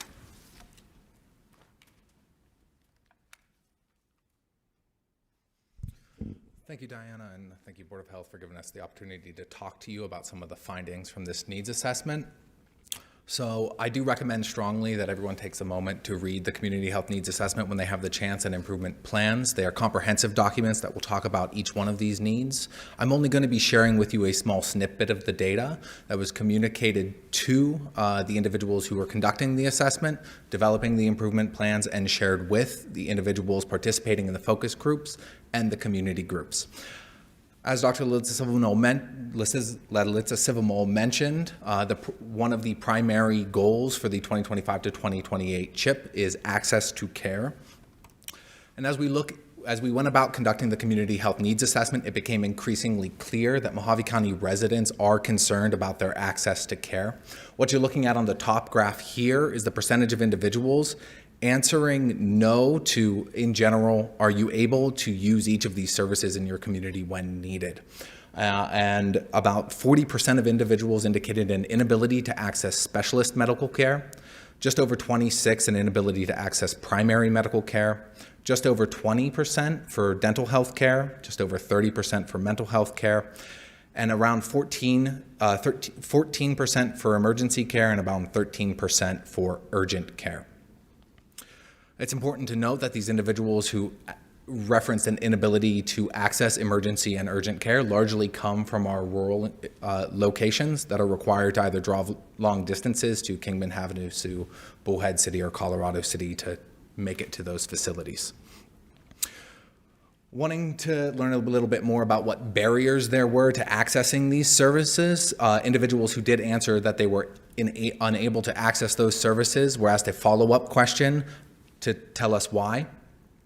For specialist care, emergency care, and urgent care, the overwhelming majority of those who were unable to access them who reported results indicated that there were none available in Mohave County or none available for easy access. I think we all know the difficulties that we have having both recruiting, retaining, and affiliating with cardiologists, oncologists, and specialty medical providers in the county. Around 30% indicate scheduling concerns. This can either be a lack of providers accepting new patients for primary care and or the inability to take time off of work or away from their other responsibilities to make those appointments. And then for dental and mental health care, they were largely economic related in nature, with about 31% indicating that they were unable to afford dental care and about 17.8% indicating that they had difficulty navigating the insurance system to be reimbursed for mental health services.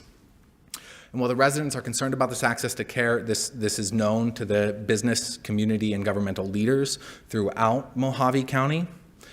Whereas if we ask our key informants, what are the most important health issues in the community that you serve?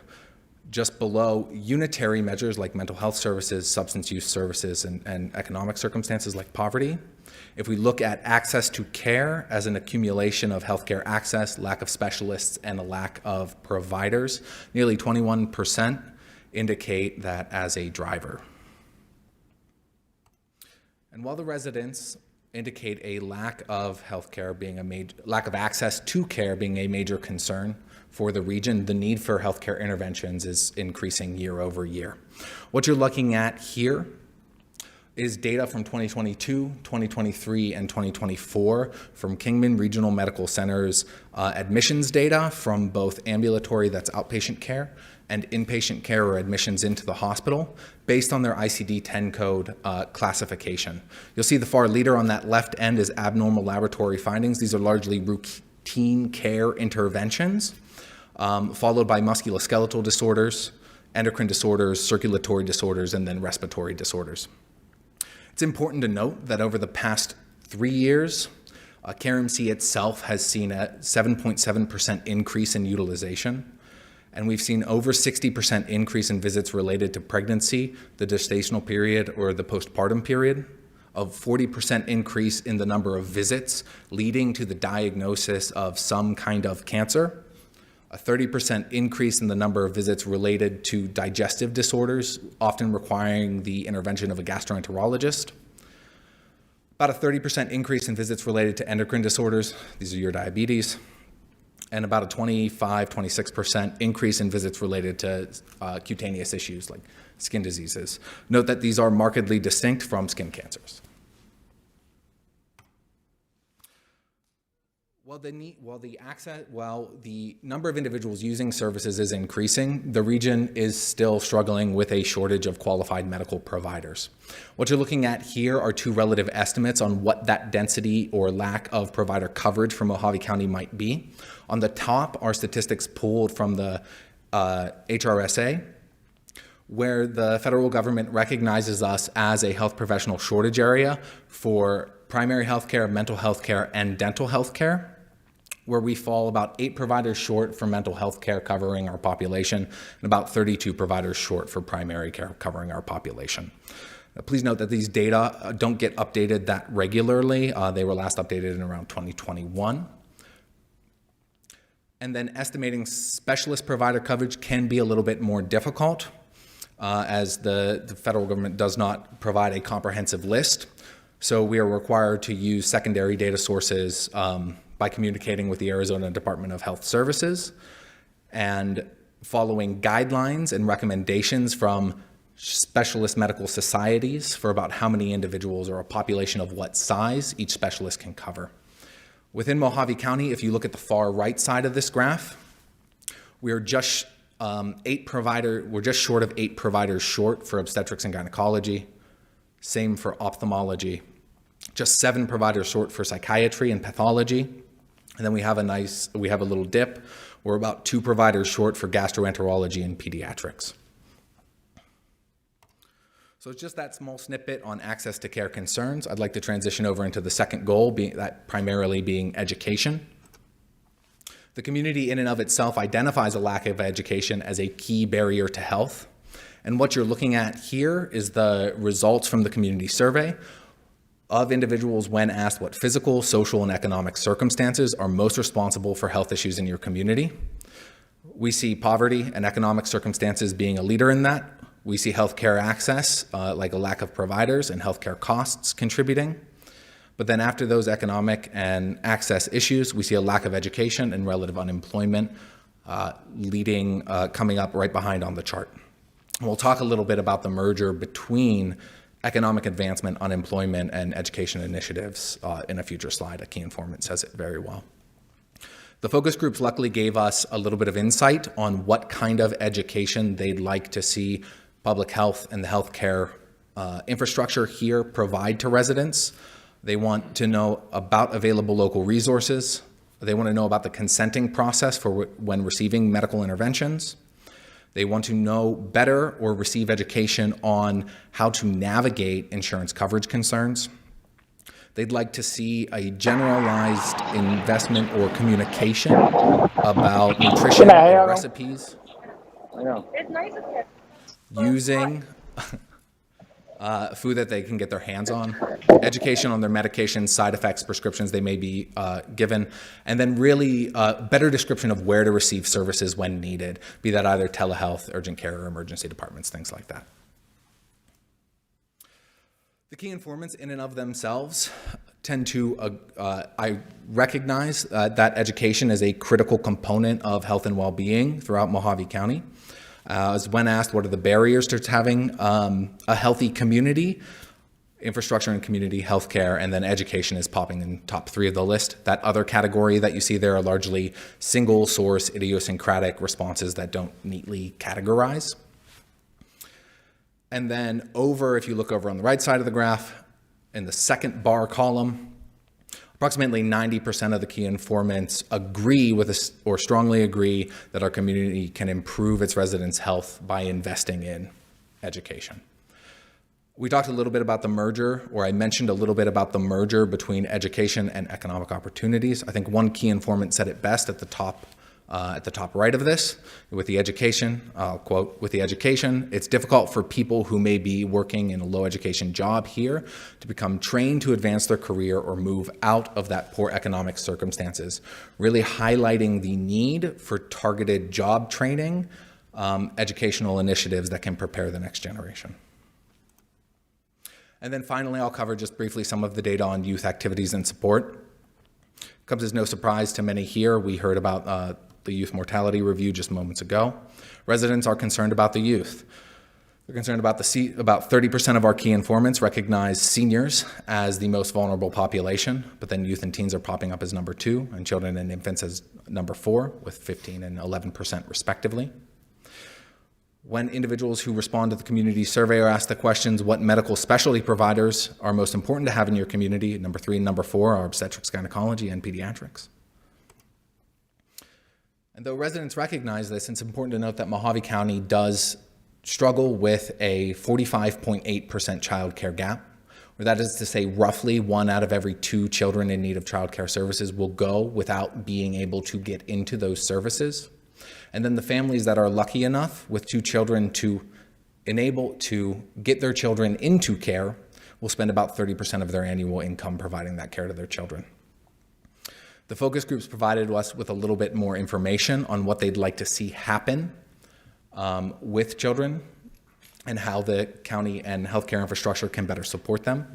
They'd like to see investments in early childhood education and pediatric care, funding in schools for behavioral health, and then an accumulation or resource list of youth activities for these kids to engage in to keep them away from, say, maybe more risky and detrimental ways to fill their time. It's important to note that the cost of childcare in and of itself was a top 10 physical, social, and economic circumstance most responsible for the health in our community, and that is driven by a large increase of individuals in Lake Havasu City. They disproportionately feel that requires investment.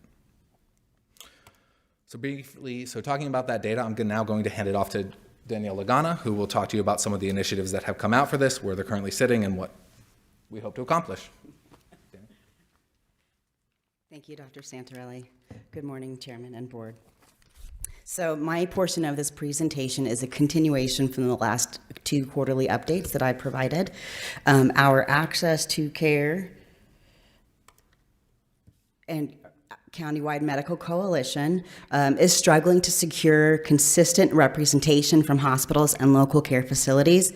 The idea is to share data, solutions to common struggles, and work together on creating educational materials where our collective systems seem most overwhelmed. One example of this, Dr. Santarelli just talked about, our community has requested, when do you go to urgent care? When do you call telehealth? Why are we wasting our money going from one place to the next when they're just gonna send us on over to the hospital who's already overwhelmed? So we're working to figure out how we can get this education and health literacy out to our community. While we continue to invite stakeholders to the meetings, we do need to understand better why some of these stakeholders are not showing up and how can we get them to the table. One of the participating health plans in this coalition is going to be compiling literacy materials that we can all collectively share with Mojave County residents while we're trying to figure out a game plan to move forward. The recent Access to Care dialogue for Colorado City was highly productive. Last week, the county health directors and I met with the VP of Access, representatives from Blue Cross, Blue Shield, AZ Complete Health, ADHS, and a few Colorado City residents and stakeholders. The discussion provided valuable insights into legal, linguistic, and procedural considerations that St. George Care providers can now use to advance contracts and expand services into the area, very specifically those specialty areas that we also see throughout the entire county that we're lacking.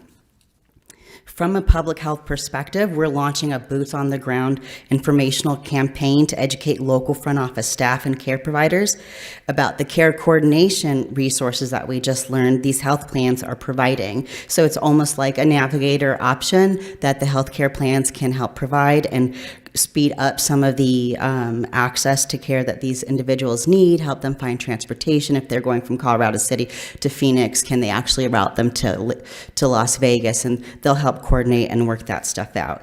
Part of this campaign is to help reduce those gaps in care, because a lot of residents don't know that these are options and services available to them. So we want to educate the front office staff and care providers so that they can give updated and up-to-date and direct guidance to their clients, since these care providers are who the clients trust the most.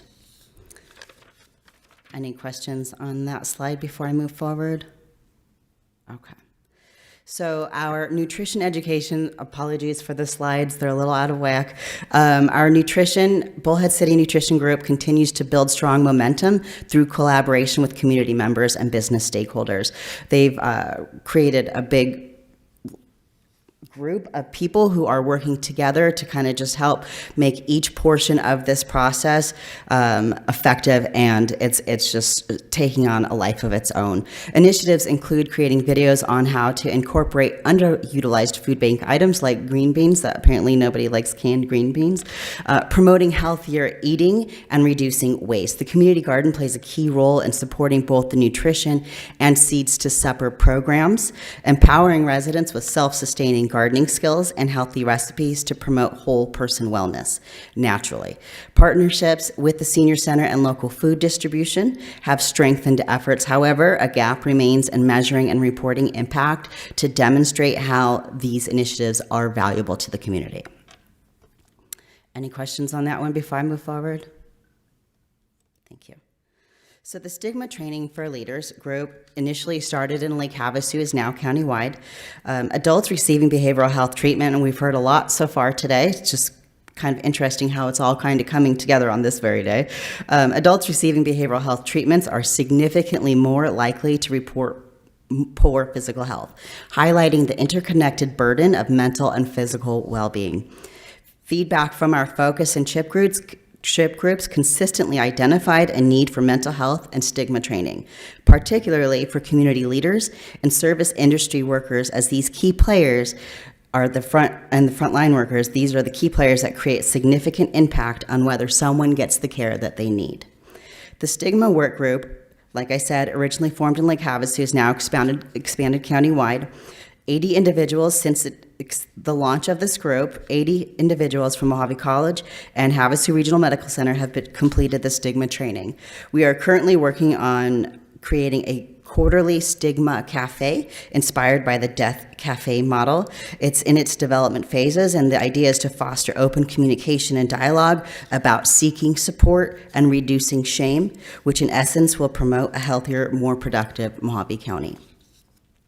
Any questions on this slide? Okay. So health education, this is a fairly new CHIP group, although not new to the entire process. This is something that is coming out of KRMC from Kingman, but probably will be countywide. This group is working to boost health literacy across Mojave County through community education, and it sounds like we need to invite Southwest to that group. This includes creating professional development pathways like internships and certification programs for high school students at local hospitals and medical facilities. A growing list of community partners and stakeholders was created before this group was to ensure purposeful and broader collaboration. The collaboration is already underway with Project ECHO and Arizona Complete Health to develop virtual education sessions. One of the things that we will, on the public health side, request is more collaboration from our programs with this group so that we can, as you heard today, so many of us are working on very similar things and they all just feed into each other. And so if we break down those silos and work together, we can maybe create some of that education and go out in a larger impact. Any questions on that? Great. So health education. The group is working to boost health literacy across Mojave County. I'm guessing you guys are hearing a theme throughout today's presentations. We need to educate the community by request of the community, which is really nice that they're asking us for that information instead of us telling them, here's what you need to know. The health education includes creating professional development. I'm sorry, I just reverted back. So I will move on to youth services. I apologize. The Youth Services CHIP group was created. We researched available youth events like in Lake Havasu. Initially, everyone, and you saw on a previous slide that Dr. Santarelli mentioned, is that a lot of people say there's not enough for the youth. One of the things that we've noticed is that there are a lot of options for youth in the county as a whole, not just in Lake Havasu, but there's disjointed information. It's not all out at the same place.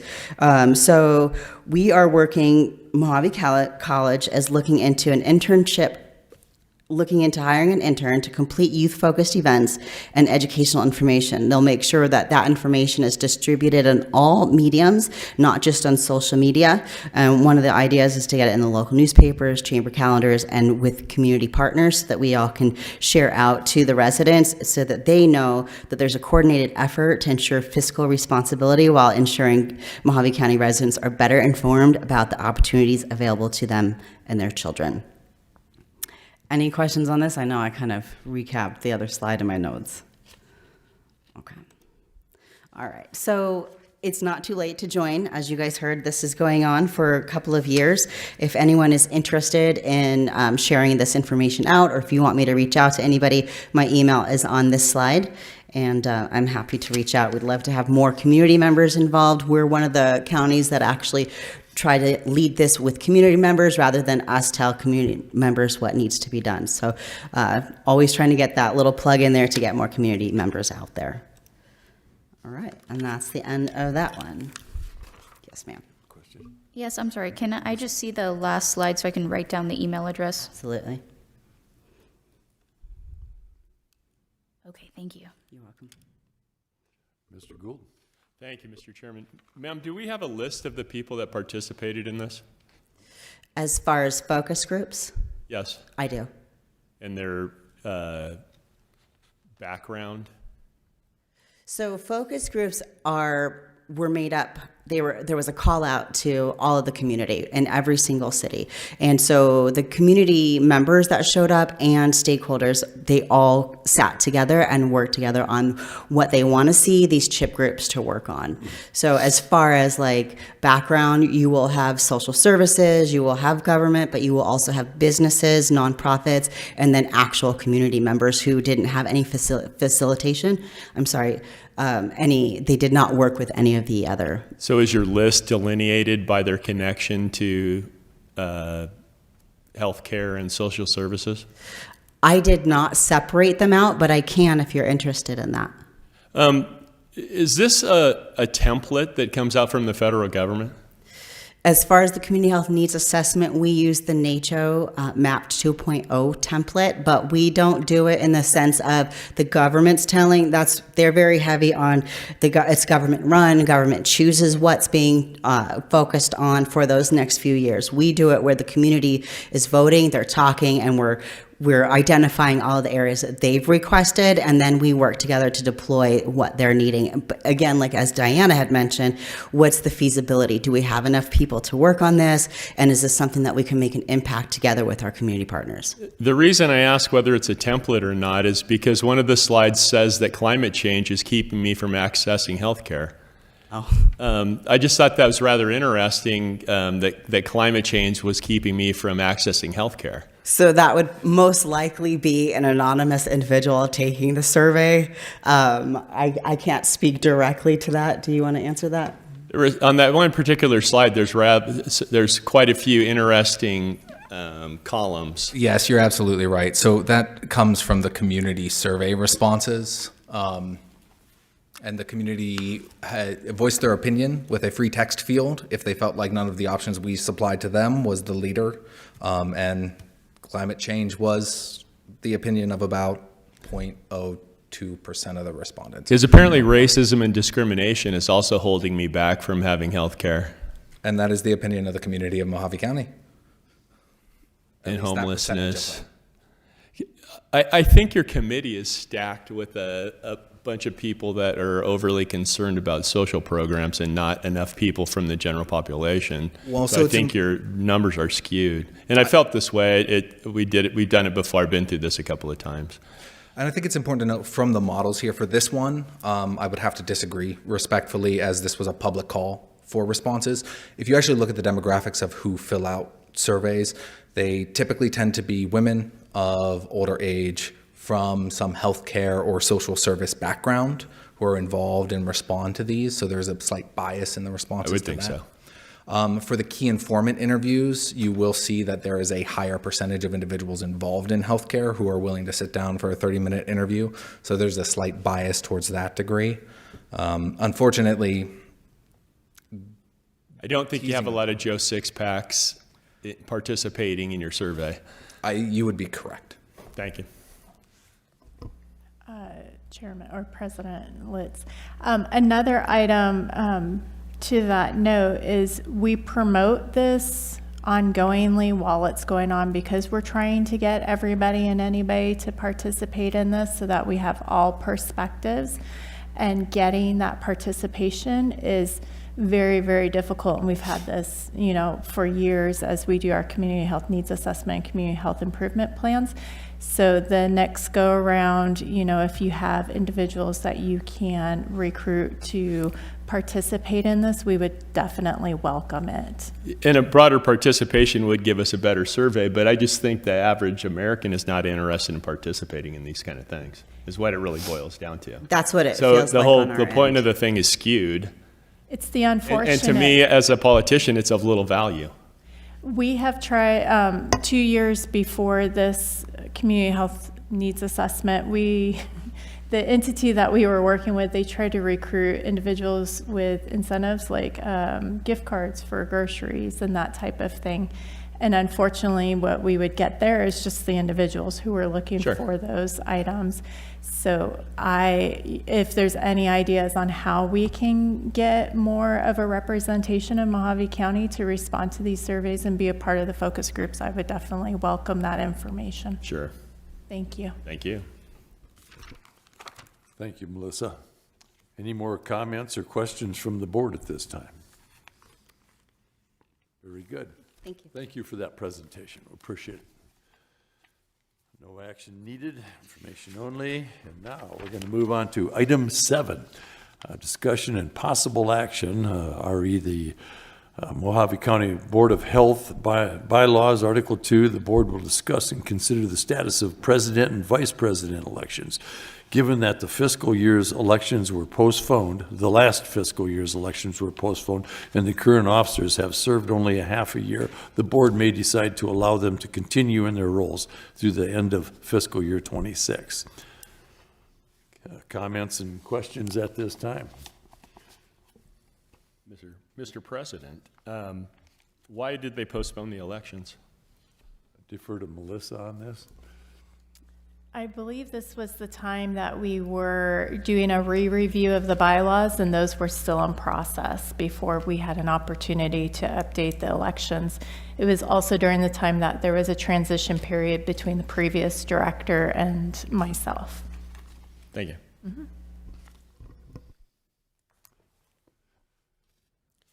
Very good. I guess, is there any more discussion about this item? Mr. President, I'll make a motion that if the officers are willing, that they would serve another term. You want to second the motion? I think I've got a conflict here. I do too. Oh, okay.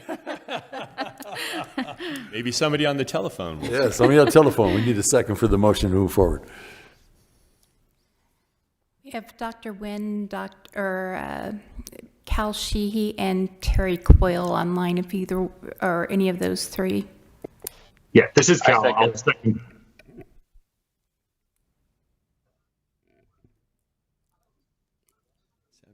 Did one of you make a motion for a second? Yes, this is Cal. Cal. Thank you.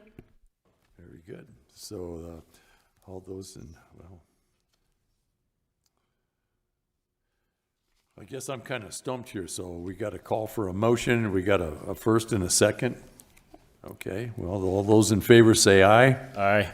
All those Aye. opposed say nay. Who was that last I on the phone? Terry Coyle. Okay, thank you, Terry. Okay, it looks like the ayes have it, so is that request going out to myself and Carolyn then? Should have objected sooner. I could go to the bathroom, of course. Yeah. Well, personally, I would agree to another year of this, so. Yeah, same as I wasn't sure if anybody was more curious or interested in stepping forward as VP, but I have no objections or I have no objections to doing the role. So we have a offer from the president and the vice president to go forward with this, and should I need to take a vote on this? Are there any other questions or comments from the board? Doesn't sound like it. Well, I'm gonna do a little, all those in favor say aye. Aye. All those opposed say nay. Okay, the ayes have it, so congratulations, Ms. Strecker.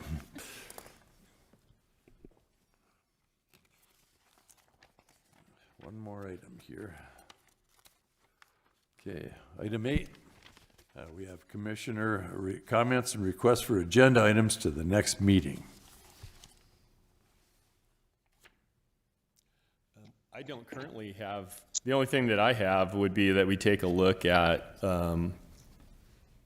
Cabinet Member Kennedy, what he does with vaccines from, I forget if it's the national, I forget the name of the group that Kennedy actually runs. But we might want to keep our eyes open and see what recommendations that they make for future issues on, or items on the board. Good thought. Good thought. Just an item of clarification. So that would that be under the Make America Healthy Again, or his private group? No, it would be under what comes out of his cabinet position. Okay. Rather than his personal opinions. Got it. Thank you. Okay, anything else from the board? Okay, I would entertain a motion to adjourn. So moved. Second. I got a motion and a second. All those in favor of adjournment, say aye. Aye. There we go. Aye. We stand adjourned. Thank you, everybody. Congratulations, Mr. President. Congratulations, Ms. Vice President.